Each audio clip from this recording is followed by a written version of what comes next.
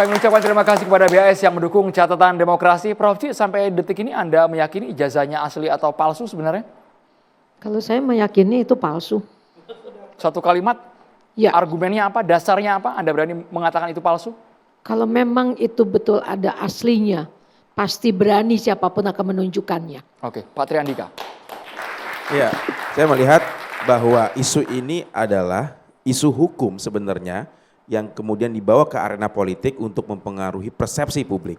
Dalam hal ini tadi tidak perlu berlarut-larut kalau Pak Jokowi itu menunjukkan secara langsung. Tetapi ini saya membaca nampaknya Pak Jokowi juga menikmati isu ini agar panjang dan bisa juga mempengaruhi persepsi publik, bukan yang mendiskreditkan Pak Jokowi, tapi justru ini bisa juga mempengaruhi popularitas Pak Jokowi untuk kepentingan politik ke depannya. Bang Masyudin.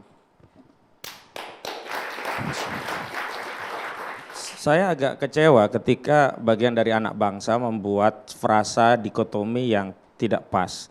Ketika bicara pro sebaiknya harusnya kan kontra. Pro Jokowi, kontra Jokowi. Bukan pro Jokowi kemudian pembenci Jokowi. Ini tentu kalimat yang tendensius. Dan kalau kita sematkan kebencian itu pada kebijakan yang hari ini menyengsarakan rakyat. Izin penggundulan hutan yang kemudian rakyat menjadi korban banjir. Izin tambang ilegal. Kemudian ada bandara tanpa keterlibatan negara.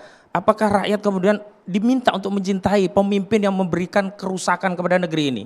Dan hari ini kita membenci negeri ini yang harusnya bisa menjadi surga bagi rakyatnya. Di era Jokowi malah terbalik. Alih-alih menjadi surga bagi rakyatnya, negeri ini menjadi neraka bagi rakyatnya dan justru menjadi surga bagi oligarki yang selalu dilayani oleh kebijakan Saudara Joko Widodo. Pak Arianto. Ini yang saya benci. Gitu. Pak Arianto, singkat. Baik, terima kasih. Saya pakai pembenci karena tiap hari ya selama 6 bulan ini yang disampaikan ya kebencian pada Pak Jokowi itu. Jadi ini ya masalah ini sudah berlarut-larut. Negara kita itu negara hukum. Yang paling terakhir ya hukum harus ditegakkan. Selama ini tidak ditegakkan dengan hukum, masing-masing menganggap kebenaran sendiri. Itu aja, jadi mudah-mudahan besok cepat selesai disampaikan ke Pak Pengadilan dan kemudian kita lihat selesainya bagaimana. Perkara itu nanti lanjut, enggak apa-apa, tapi harusnya ada kepastian hukum.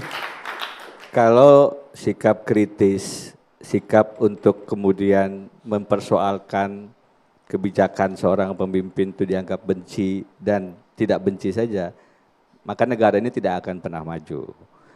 Kita menyoal sikap-sikap kepemimpinan Pak Jokowi bukan hanya karena kita sebagai manusia like and dislike, tidak.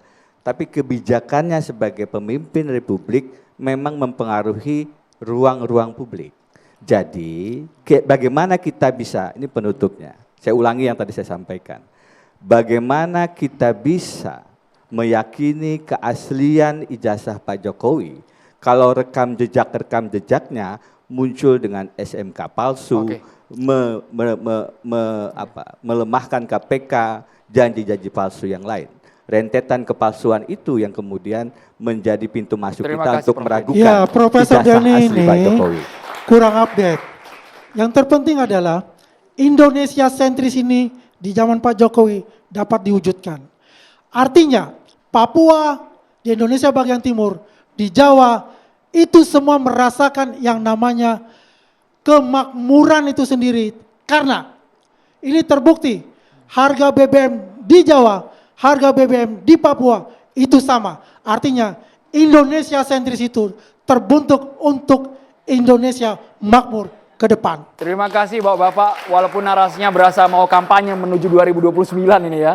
Teman-teman mahasiswa, terima kasih banyak. Catatan demokrasi malam hari ini kami berharap semua catatan yang terucap dari mulutnya bisa dipertanggungjawabkan. Saya Andro Bina Merkuri, selamat malam.